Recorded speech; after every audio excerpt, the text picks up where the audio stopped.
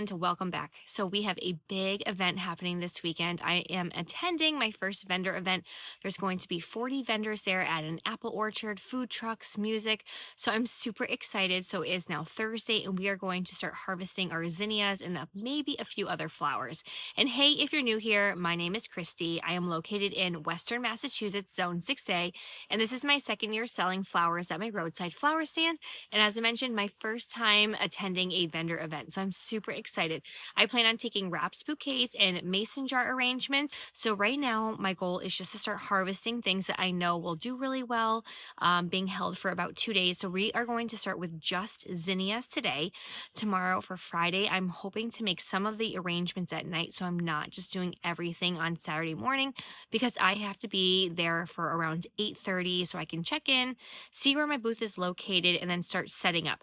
So zinnias is going to be the main priority today. And then if I can, I will do some celosia too, or anything I know that will be fine held for 2 days. I know that this is probably totally fine, but I don't have a refrigerator or a walk-in cooler.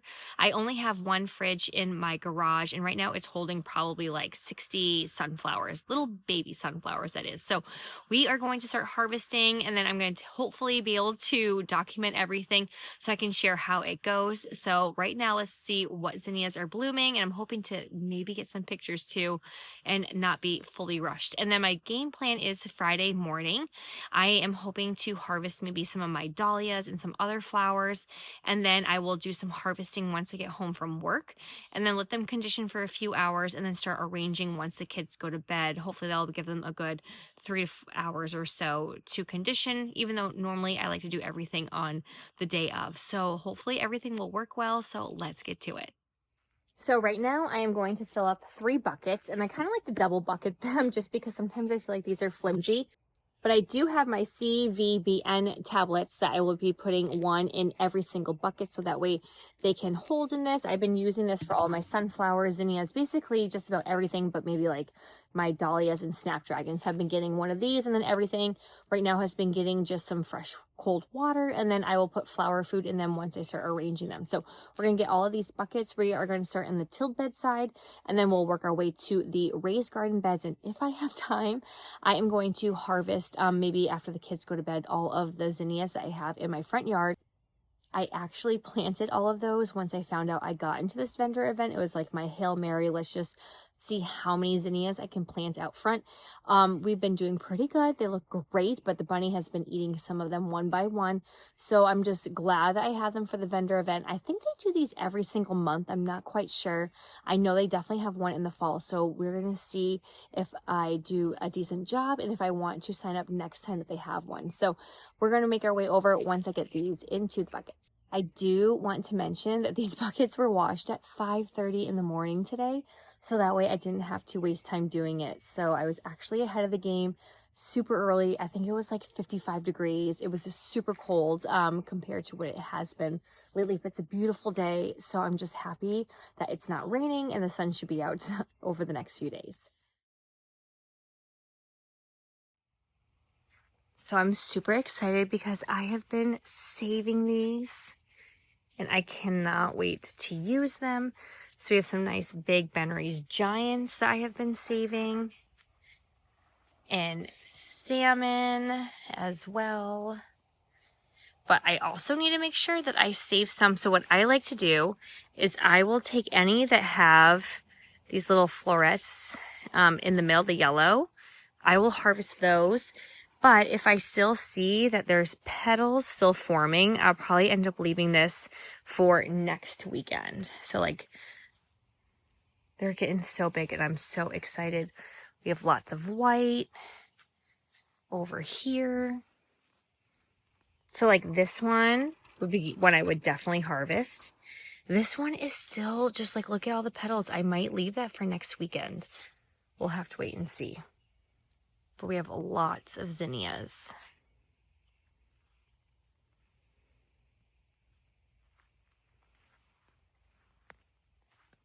All right, and it's time to finally pick some of our Benry's Giant zinnias. I worked in this corner for quite some time, and I was very happy that I had some nice pinks and corals and carmine. And look at these Queenie series. I am obsessed. I just really love how they shine in the sunlight, and you will not believe how happy I was. These are going to be my Floret unicorn mix.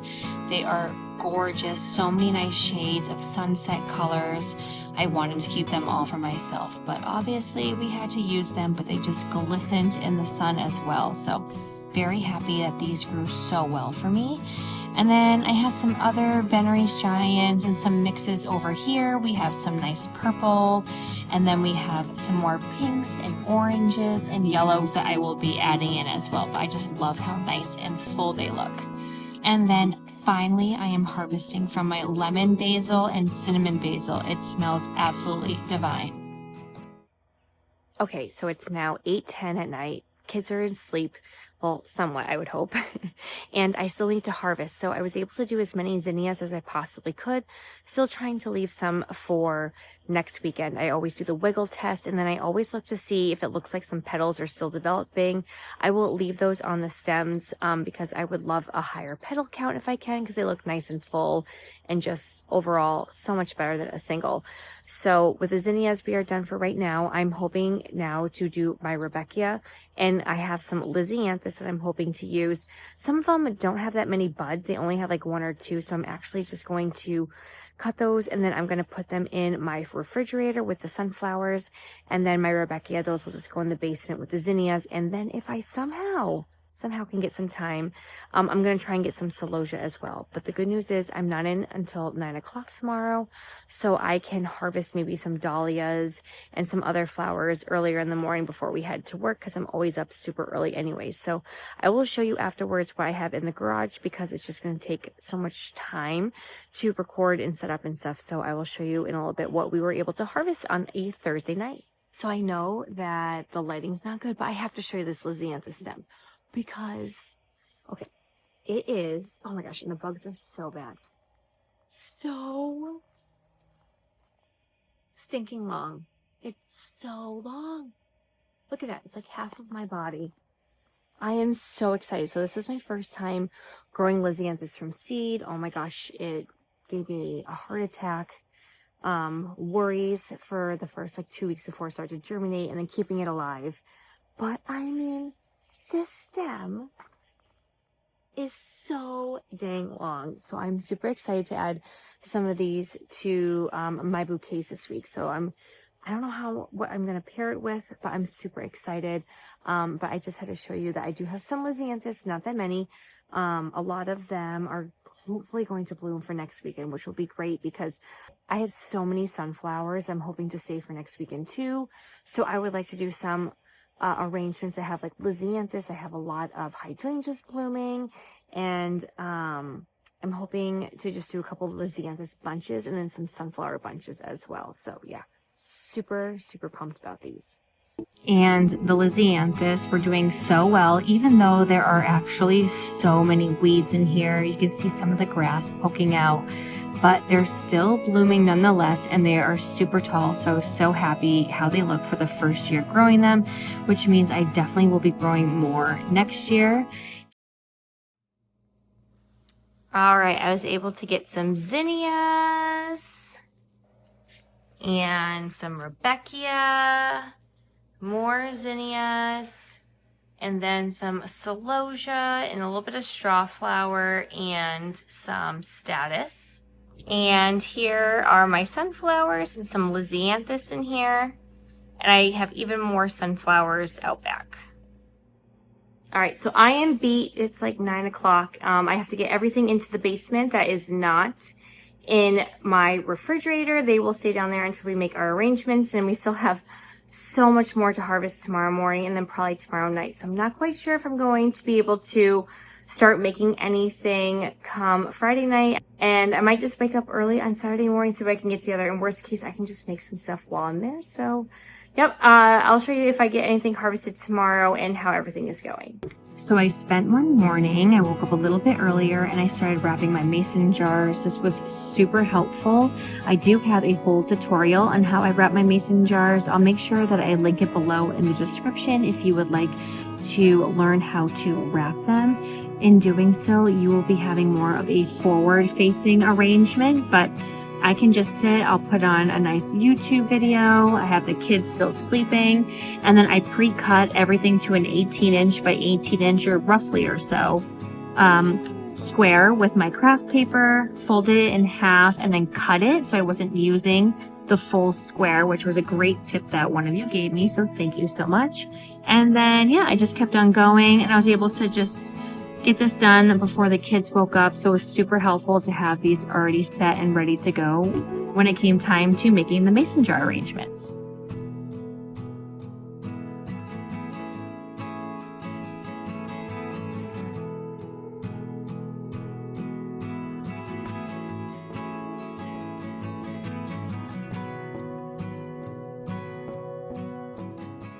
Hey everyone, and welcome back. It is now Friday and I am trying to cut all of the dahlias.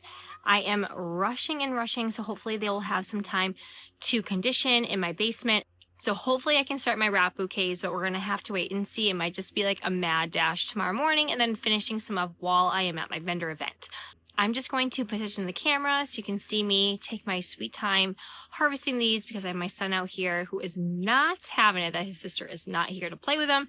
So there's lots of breaks and I'm trying to figure out the best process to get these bags off and hang them up. But I find myself taking too much time because I just put them on the next dahlia I see instead of just taking them off. So I'm going to hopefully start getting some more dahlias, and then all I have left are snapdragons and I'm going to be good to go. So let's get to it. All right, so I don't have the best process right now. One, I need to corral these dahlia beds so bad because they are starting to bend towards the rows, but I just cut a couple at a time and I either take the bag off and then I will find another place to put the bag, or I honestly just started leaving them on the ground, and my little one was more than happy to help me pick them up later, and then another day I will just re-bag them on some new buds. But yep, I would just keep going. I really like to get rid of the foliage in my dahlias. I cut them always at a nice angle, and these will be going into some fresh water, and then I put them down into my basement where they will stay in condition until I'm ready to use them in my arrangements.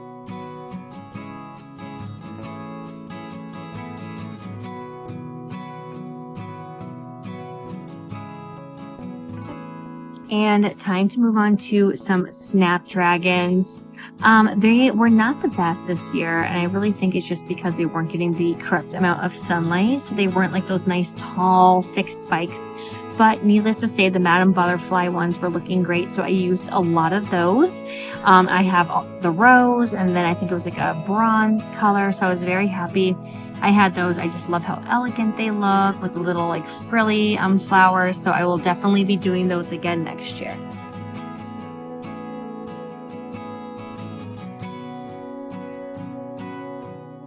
So it's now 7 o'clock at night. I was able to harvest some snapdragons, some dahlias, and then some of my mini sunflowers. So I think that's going to be pretty good for the night. All right, and here is what my kitchen looked like on Friday night when it came time to starting to make our arrangements. So I made some wrapped bouquets at first. At night, I think I ended up making about 8 or so in about an hour, give or take. That also included making sure my cat wasn't eating anything, bringing everything upstairs, and then getting the buckets filled with water.